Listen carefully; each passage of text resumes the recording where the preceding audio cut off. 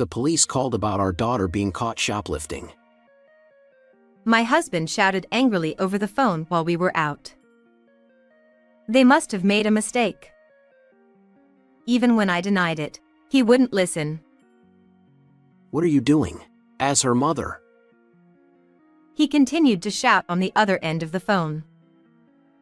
But my mind was filled with questions because our daughter, who supposedly got caught by the police, was right beside me at that moment. I married Connor, who was 5 years older than me when I was 29 years old, and the following year, our daughter Taylor was born. Due to his job that required frequent business trips, he was away from home 2/3 of the month from the beginning of our marriage. While it was manageable when it was just the two of us, I worried that this lifestyle, especially after giving birth, would leave our child feeling lonely. Furthermore, there was another source of anxiety. Connor, who used to be very kind, had changed his attitude since I became pregnant with Taylor, and his condescending behavior towards me had increased. Being a housewife must be nice, right? While your husband works outside, you just lounge around, snacking and relaxing? That's not true at all.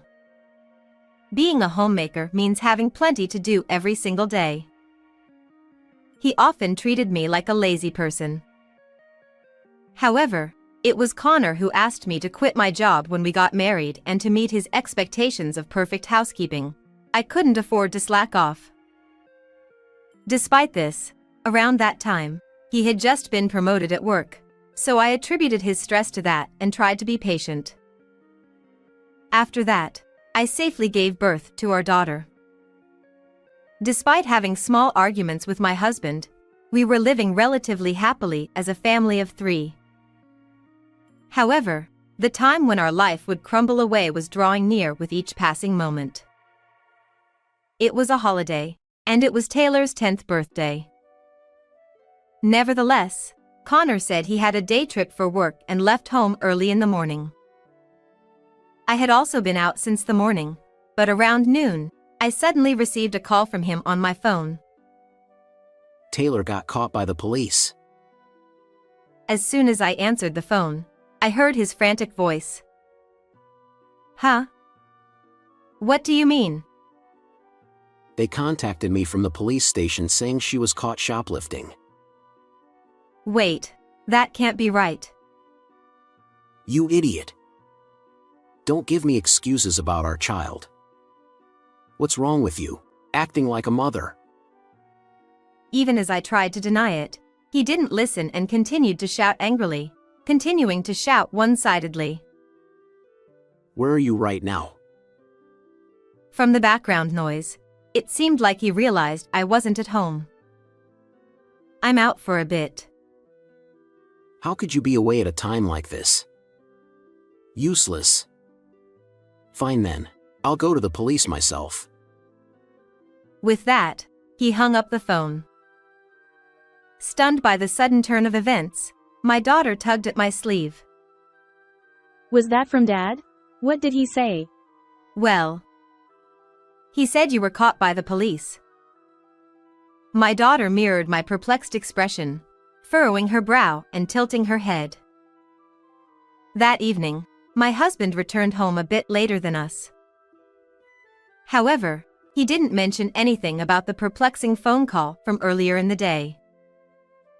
Feeling concerned, I decided to bring it up myself. Hey, what was that phone call about? That Taylor was detained. Oh, that. It was a case of mistaken identity. Huh? According to him, the girl who was apprehended shared the same name and surname as Taylor, leading the police to mistakenly contact him. But that doesn't make sense. How did the police get your contact details? Upon asking the obvious question, he suddenly became flustered. I wouldn't know about that. Maybe the police have everyone's data nationwide. They probably looked it up from there, right? That sounds like something out of a drama. As I was about to press further, He hastily changed the subject. By the way, where were you today? Huh? It was Taylor's birthday, so we went on a day trip to the theme park she wanted to go to. I invited you too, but you declined because of your business trip, remember? He seemed to have completely forgotten about that and looked embarrassed. Come to think of it, when you were on the phone, you said you were going to the police, but how could you do that while on a business trip? Huh? Oh, that got sorted out somehow. Well, let's just drop it. Everything's fine now, so why dwell on it?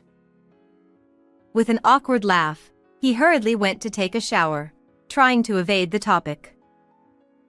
The strange phone call and his odd behavior left me feeling increasingly uneasy. At that moment, a message arrived on his phone, which was left on the couch.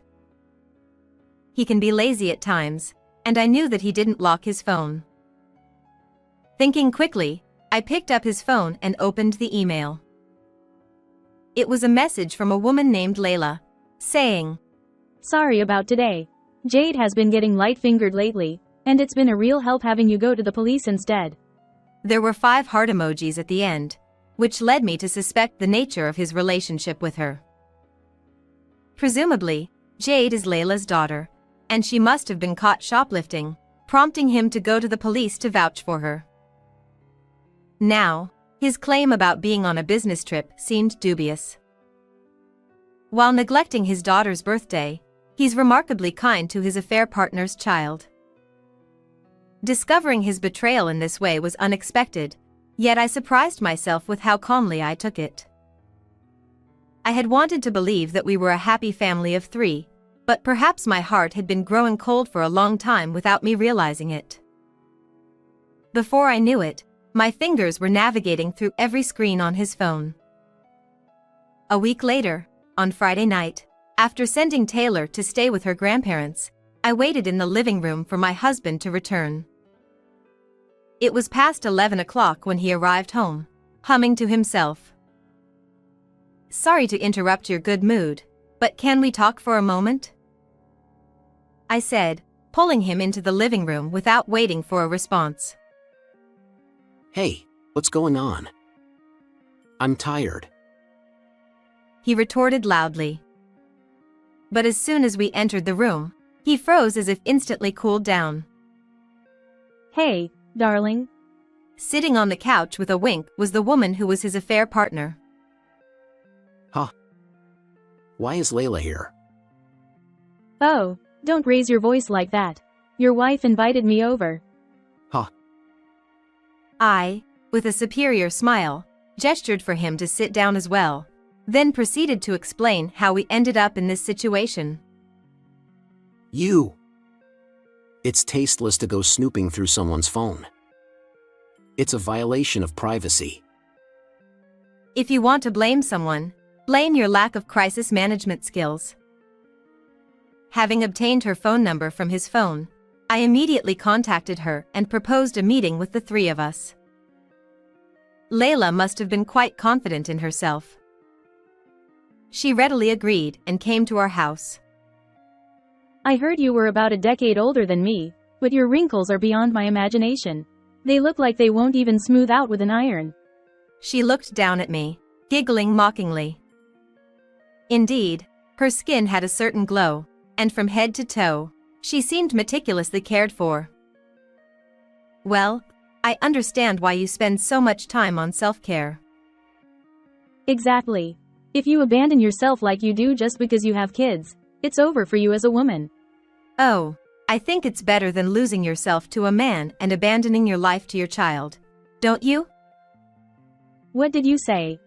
It's said that when children misbehave, they may be seeking attention from their parents. I wondered if this shoplifting incident also had that aspect to it. Furthermore, leaving everything for someone else to clean up, especially another woman's husband, doesn't seem right to me.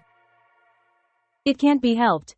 I was an esthetician at the time, so I couldn't even answer the police's call, and besides. At this point, her eyes gleamed ominously, and her mouth twisted into an ugly shape. What's wrong with Connor taking care of his child's situation? Huh? Hey, Layla. Don't say unnecessary things. Her words left my husband pale and sweating profusely. Enough already. Let me tell you the truth.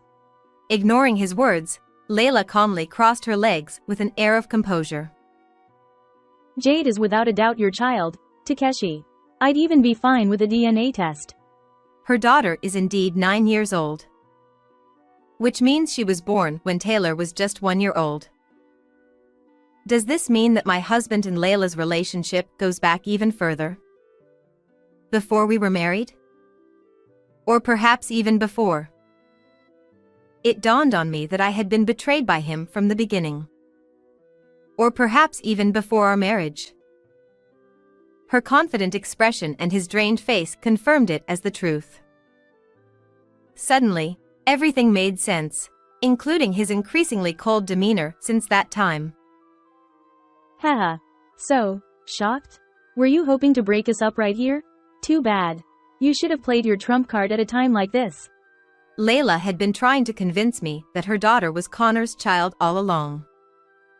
She claimed that she intended to use this as a reason to push for a divorce with me, but each time, Connor stopped her. He told me to wait until the time was right to leave his wife, that the time has come now. Right? Isn't that right, Connor? She looked excitedly at him, but he wore an expression of disinterest for some reason. She gazed at him with a frustrated look on her face. Ha ha ha. At that moment, I couldn't contain a slight chuckle. Layla immediately shot a sharp glance in my direction. Hey, what's so funny? You're probably secretly terrified at the thought of being dumped soon, yet you're putting on a brave face. It's pathetic. I'm sorry. The game isn't over yet, but you seem so convinced you've won that I couldn't help but laugh. Huh? What do you mean? The thing is, you're not the only one with a hidden card. I pointed my phone screen right in front of her skeptical face. She stared at the displayed message for a while. Then, her face turned bright red. What's this? What does this mean?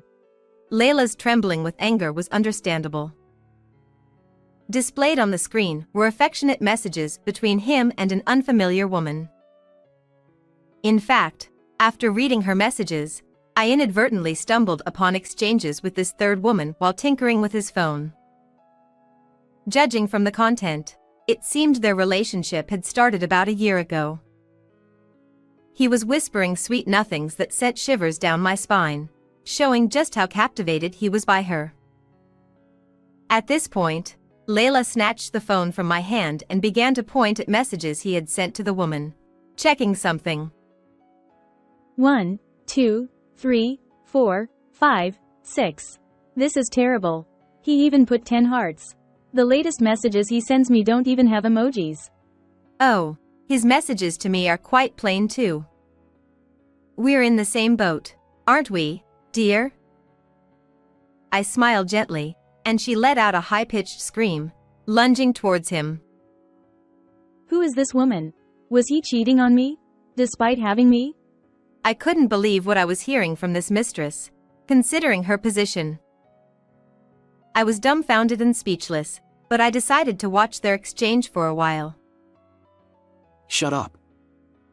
Men have been hunters since ancient times. It's only natural for us to always aim for new prey. What? Do you think that kind of talk works? Talk nonsense while you sleep, you jerk.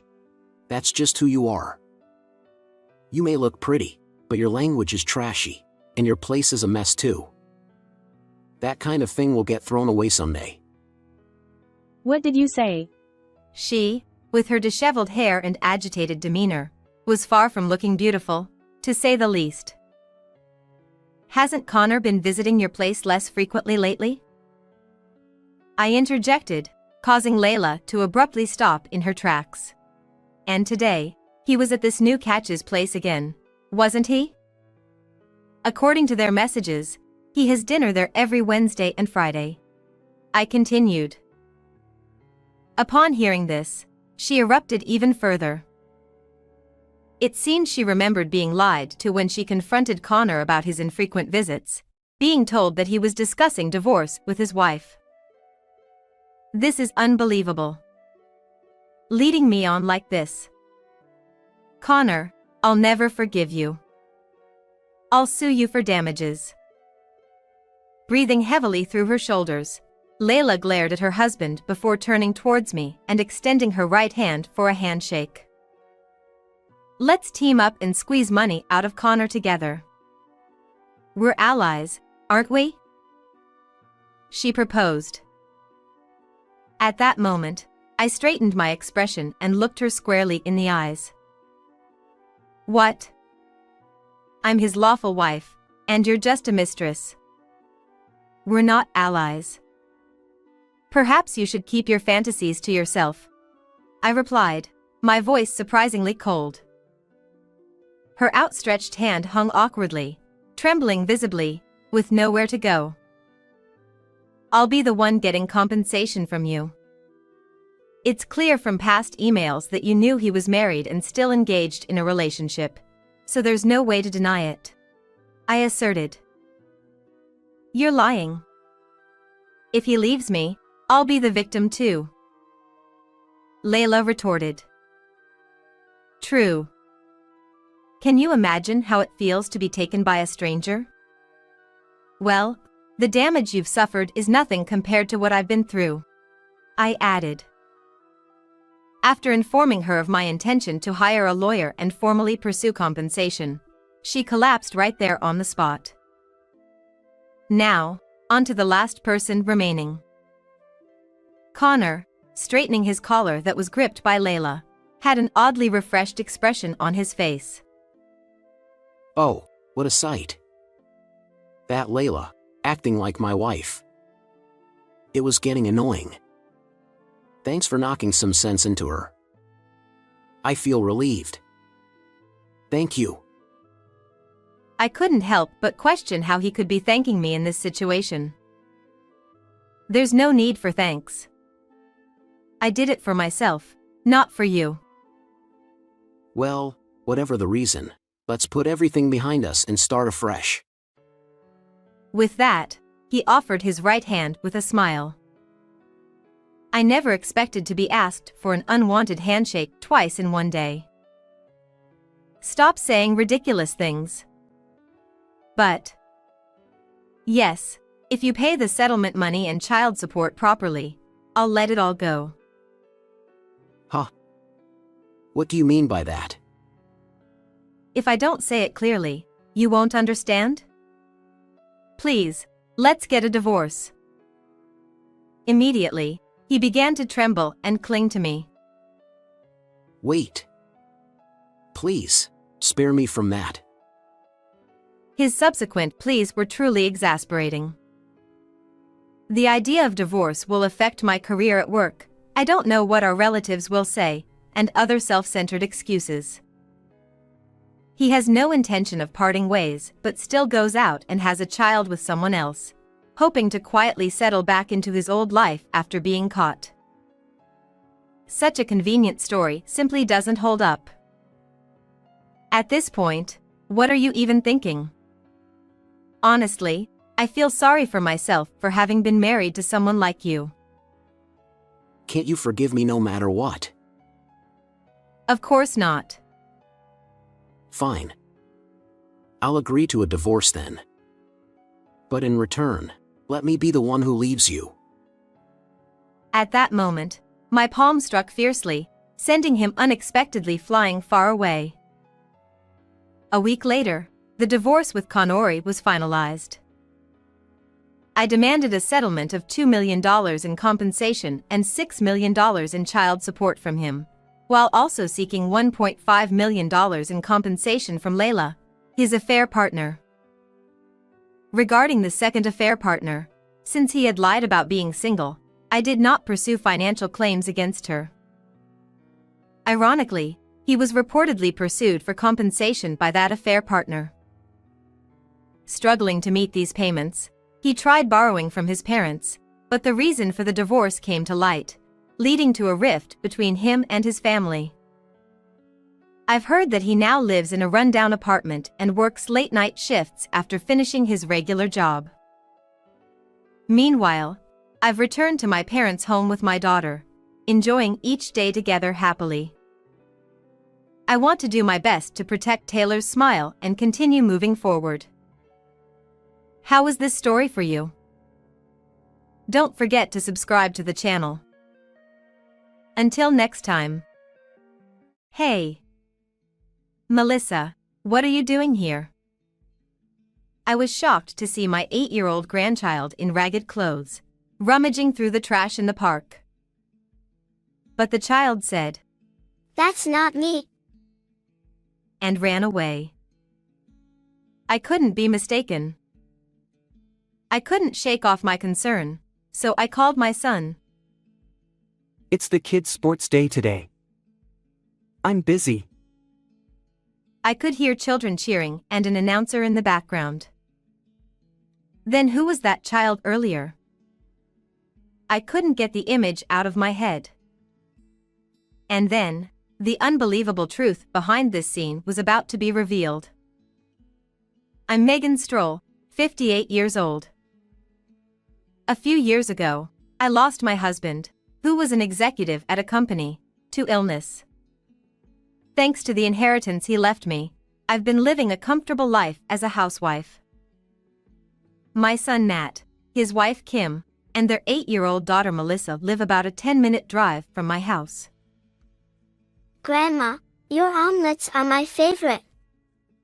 Can I come over every day?" I'd love that, but you have school. "Then I'll live with you, Grandma. Then you can make them every day." I couldn't help but adore my grandchild, who always loved being with me. My son worked at a large company thanks to his father's connections. I thought they were living comfortably, but he was apparently reckless with money, often spending his salary without thinking ahead, which caused fights with his wife. One day, Kim called me. I told Matt to stop wasting money, but he got angry, saying it's his money to use as he likes. Hearing my daughter-in-law's distress, I decided to visit their house to give my son a piece of my mind. When I rang the doorbell, Kim greeted me and led me to the living room.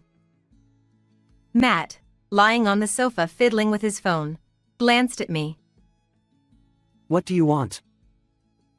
He sighed deeply. Do you realize you're the breadwinner of this family? Shut up. I know without you nagging. We ended up having a huge argument. Because of that day, our relationship worsened, and he stopped coming to see me. Good grief, what a mess. However, when I contacted him to give Melissa her birthday present, he came over. I tried to hold back, but seeing his face, I couldn't help but nag him. Matt turned away, clearly not wanting to listen. Every time I see you, it's just nag, nag, nag. From now on, just send Melissa's gifts. Don't come over. I was taken aback by his unexpected response. What? Then I won't be able to see Melissa. That's your punishment for making me angry. I'll never bring her over again. Spend your life alone. I was shocked, turning pale at his harsh words. Even seeing my distress, he didn't change his expression and left with Melissa. Seeing my grandchild looking back at me worriedly only made the situation more heartbreaking. For a while, I felt depressed and withdrew into myself. Surely, Matt's feelings will change over time. I kept telling myself that to calm down. I didn't feel like going out, staying cooped up at home, but I decided I couldn't go on like that and resumed my daily walks. About 3 months later, I decided to walk a bit further than usual.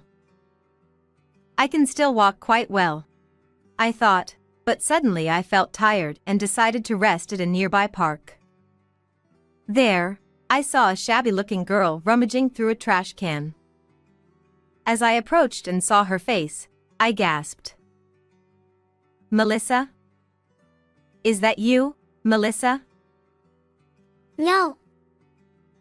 She glanced at me with wide eyes and a shocked expression, then ran away. Did I mistake her? No, she looked just like Melissa. Unable to shake off my concern, I called my son. What do you want? I'm busy with the kids' sports day. That can't be true. Because... Before I could respond, he muttered complaints. Then, from the background, I heard children cheering and an announcer. Next is the race. Is everyone ready? It echoed. Indeed, Matt seemed to be at the sports day. Did you hear that announcement? Yes. I know you're at the sports day. But it's strange. I saw a girl who looked exactly like Melissa rummaging through the trash in the park. I couldn't have mistaken my dear grandchild. As I insisted, he paused briefly. Ha! What are you talking about? It's definitely someone else. Ridiculous. Don't call me for such nonsense. He quickly returned to his usual tone and abruptly hung up. Could it be a mistake, as he said? I felt a strange sense of unease and couldn't get that scene out of my mind. Feeling uneasy, I continued my walk, naturally heading towards my grandchild's school.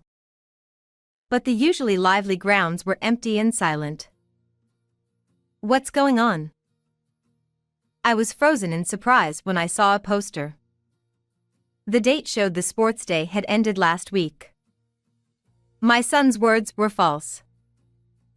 Then, the girl I saw in the park must have been Melissa. If so, where was my son? Questions filled my mind. Thinking it would be faster to confirm, I went straight to my son's house and rang the doorbell. After a short wait, the girl I saw in the park stood there in ragged clothes. Grandma, why did you come? As soon as she saw me, she shrank back, looking like she was about to cry. I hugged her tightly. So it was you in the park, Melissa. But why are you dressed like that? Where are your parents?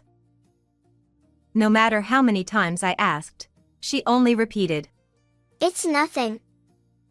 I'm fine. Anyway, I'm coming in. Melissa tried to stop me from taking off my shoes, but I entered the house forcefully. The hallway was covered in dust, and when I opened the living room door, garbage was scattered everywhere, and it smelled of spoiled food. I was speechless at the sight of the room, so messy there was no place to step. What is going on here? I was just about to clean up. Grandma, please leave. No matter what I asked, she wouldn't answer. The bread on the floor had expired a week ago. The fridge was empty. Could Melissa have been alone all this time? As I pondered, her stomach growled loudly. I couldn't leave her there, so after convincing her despite her refusal, I brought her to my house, bathed her, and fed her. At first, she was timid, but as she took bite after bite, she began to relax. You have always loved Grandma's omelets. Are they good? She nodded repeatedly, tears streaming down her face as she enjoyed her favorite food. It was like she was finally letting out all her pent-up emotions. With a full stomach and feeling more relaxed, she began to talk. There was an unbelievable truth behind my grandchild rummaging through the trash. Mom had to have surgery and has been in the hospital, so she hasn't been home. I hadn't heard anything from my son or daughter-in-law. They probably didn't tell me because we hadn't been in contact since the argument over her birthday present. What about your dad? As soon as Mom went to the hospital, he said he had a new family and left. He hasn't come back. I was shocked. A new family? The thought of what my son might be doing made me feel even sorrier for her. Why didn't you contact Grandma? You can always rely on me when you're in trouble. At that, her calm expression darkened. Dad said if I told anyone, I'd never see Mom again. So I kept quiet. After some time, she ran out of food and couldn't bear the hunger, so she lived by scavenging from park trash cans. However, Melissa was attending elementary school, so she must have been eating at least school lunches. Were you going to school in tattered clothes all the time? Dad called the school and told them that I didn't want to go, so he said he would send me to some distant relatives for a while. When I listened carefully, she told me that she wanted to go to school to see her friends, but even that wasn't allowed. My son must have kept her from seeing anyone so she wouldn't reveal what was going on. I called Kim's phone to verify the surprising story I heard from my granddaughter. What? Is that true? I was also surprised. Kim had been hospitalized for surgery due to a gynecological illness and thought Matt was properly taking care of things during that time. However, recently, even when she called, he found various reasons not to connect her with our granddaughter, which she found odd. I'm sorry for any trouble I caused. How is she? She's eating well now and has become energetic again, so don't worry. To my daughter-in-law, whose voice trembled with worry, I assured her that I would take full responsibility for our granddaughter, and ended the call. After that, I immediately contacted my son. When I questioned him about everything, he shamelessly justified himself. She's fine, so there's no need to raise your voice. When you called the other day, it was her son's sports day. Do you realize what you're doing? This woman's my mistress for now, but I plan to settle down with her eventually.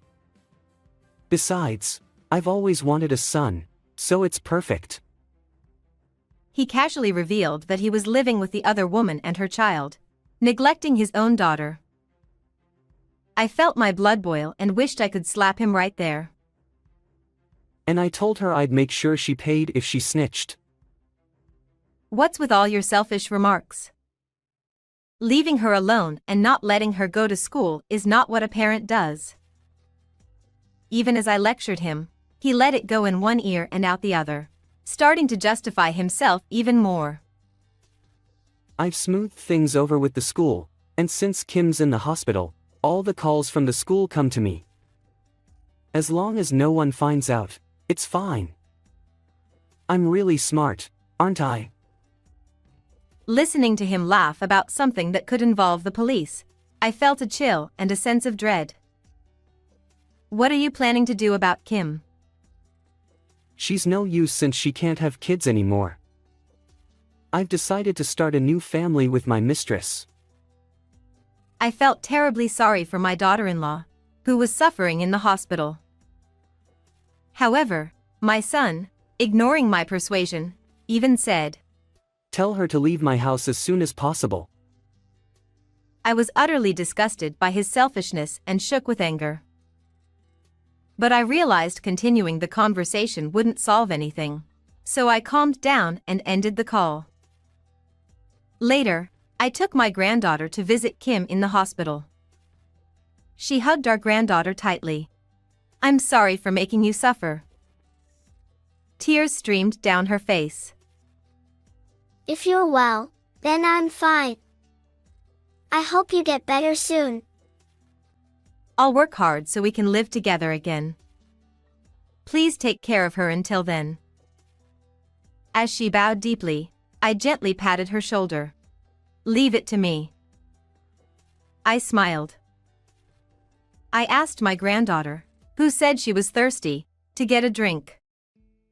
Then, I apologized for my son's selfishness and told Kim the whole truth. How awful. I'm the one most hurt by not being able to have children. How could he cheat at such a time? Understanding her pain as a woman, my eyes welled up. Hearing the truth, she cried and decided to divorce him. I think it's best for both you and her if you separate from him and raise her. But we need to make him pay first. It's my fault for being powerless. She blamed herself, but I told her it wasn't her fault but my son's. Just then, my granddaughter returned with the drink. For a while, she clung to her mother, looking very happy. I was determined to avoid any more sadness for these two. On the way back from the hospital. That's it. I have a plan to corner him. I devised a strategy to deal with my son. A month later, I called my son. Kim agreed to divorce you. I've moved her belongings out, so come to your old house when convenient. Really? You're amazing, Mom. Thanks. I'll be there soon. He seemed to be contacting someone and responded that he'd come in 2 weeks. With Kim still in the hospital, I facilitated their divorce. When the day he was supposed to come arrived, I waited, and a moving truck stopped in front of the house. From the second-floor window, I saw him and his mistress smiling as they walked up. I told my granddaughter not to come downstairs no matter what and went down. As I waited inside, I heard the sound of keys in the front door. Ha! The key's not working. What's going on? Irritated, he spoke from the other side of the door. I sighed and opened the door forcefully, glaring at him. Mom? What are you doing here? I told you I'd be waiting at your old house. He seemed shocked, eyes wide, not expecting to see me inside. What did you bring in the truck? My new wife's things. What are you talking about? This isn't your house anymore. I changed the locks too. What? You can't do that. This is my house. You're the one who told me to come here. Embarrassed, his mistress nudged him. What's going on? Looking ready to explode, he stepped towards me, and I stood my ground. Remember, this house was under Dad's name? Yeah, so it'll be mine eventually. He insisted it was his right to inherit. You're mistaken. I inherited this house after Dad passed. He must have lived carelessly, not even knowing this. If he had lived happily with them, I might have left the house to him eventually. But he abandoned his wife, who went through a tough surgery, and neglected our granddaughter. I revealed another harsh truth. By the way, I changed the ownership to Kim's name. He couldn't believe it and glared at me, but I wasn't fazed. I had planned everything so she and our granddaughter wouldn't struggle after I was gone. The divorce is finalized, and if you try to enter the house, it's a crime. I picked up my phone to call the police, and he hesitated. If you don't want to be reported, leave with the moving truck immediately. You've got to be kidding. I already gave up the apartment, and everything's here. Oh, that reminds me. I put your stuff in a storage unit. Here's the key and the bill. He yelled angrily, but I pretended not to hear. Goodbye.